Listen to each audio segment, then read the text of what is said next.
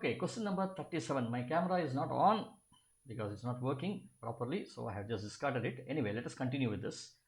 Right. Okay, start the timer. The diagram shows a potentiometer circuit used to compare the EMFs of E1 and E2 of the cells. E1 and E2 are here. XY is a uniform resistance wire.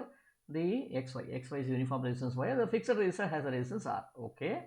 And then a sliding contact is moved along the wire XY. So you have a sliding contact. We usually call this as jockey.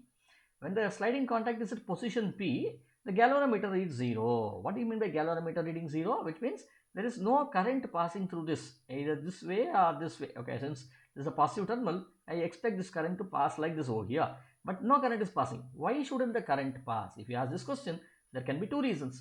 The first reason is that, you see, if there is a break here, okay, that means it's an open circuit, the current will not pass. But there is no such break. It's been connected by a proper wire. Then the other reason is that, first one I will write down, it could be due to an open circuit. The second one could be maybe the potential at this point and the potential at this point. Let me call this point as Q over here. Potential these 2 points are equal. When the potentials are equal, which means what? Vp and Vq are equal. When Vp is equal to Vq, the potential difference is 0. As a result of it, current you cannot expect it to flow. So first one is incorrect. So this should be correct over here. That means the potential difference is 0. Now why should potential difference become 0 when I move this one? If you ask this question, then you see as I move over here, this E is now dropping a potential difference here, right? And this E, see, I will now rewrite this circuit like this over here. Instead of writing like this, I will write like this. So this is your X and this is my P over here, and I will write like this over here. So this is my power, this is my power source, that is E2, and this is my current meter, that is ammeter. I connected like this. The other one, see, I truncated P here, and the rest from P to Y, I will write like this. This is Y over here, and then this again goes to something like an E1 here, and then you have a resistance over here, and it's connected like this over here. So there are two loops. Now if this has to be the same, if potential difference is same over here, which means the potential due to this E2 and the potential due to E1 should be the same, right? Say for example, potential at this point and potential at this point should be the same. So when can it be same? If you ask this question, you can say that E2 drops a potential difference here, which is proportional to the length of the wire here, right? E2 proportional to length of the wire. And E1 will drop a potential difference due to the length of the wire, this extra resistance and this one, okay? It is now proportional to, let us say, if this length is something like some 1 meter, if this is 1 meter, usually potentiometers will have 1 meter, I can now say this is proportional to 1 minus L plus the resistance that I have used. So both of them, okay.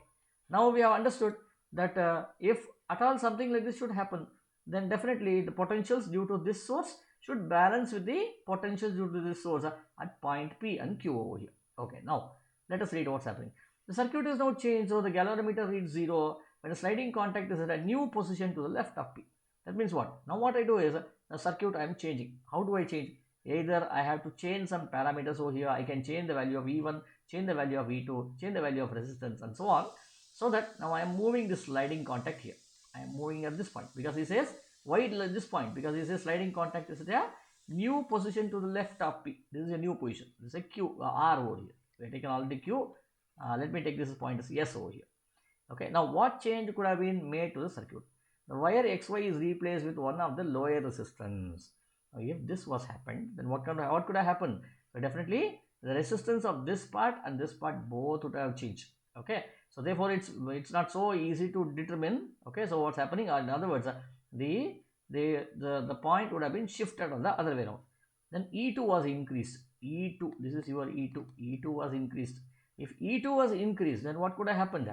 The power drop over here, the voltage drop here would have increased over here. Voltage drop across here would have been increased, which would have not matched with E1. And sorry, this is E2, right? Sorry, this is E2, this is E1. So E2, the voltage drop across this would have increased, which would have not matched with E1, and as a result of it, balancing point would have not been possible for you. That means if you want to find the balancing point, what is balancing point? The point at which you keep this jockey so that the galvanometer reads 0. Okay, that's called as balancing point from this edge. So if the E2 was increased, see, if E2 was increased, this length should also have increased. That means you should have kept at this point. Then probably that's correct. So therefore, this is incorrect. This is incorrect. E1 was increased. This is E1. If E1 was increased, then what would have happened? E1 was increased. Again, this is E1 is proportional to this length L here. So therefore, definitely we should have moved away from here. This is also incorrect. Then R was decreased. If R was decreased, now what is happening is, see, you move this jockey to here, which means the length of this wire is reduced. When we know that resistance is proportional to length. When length reduces, resistance reduces.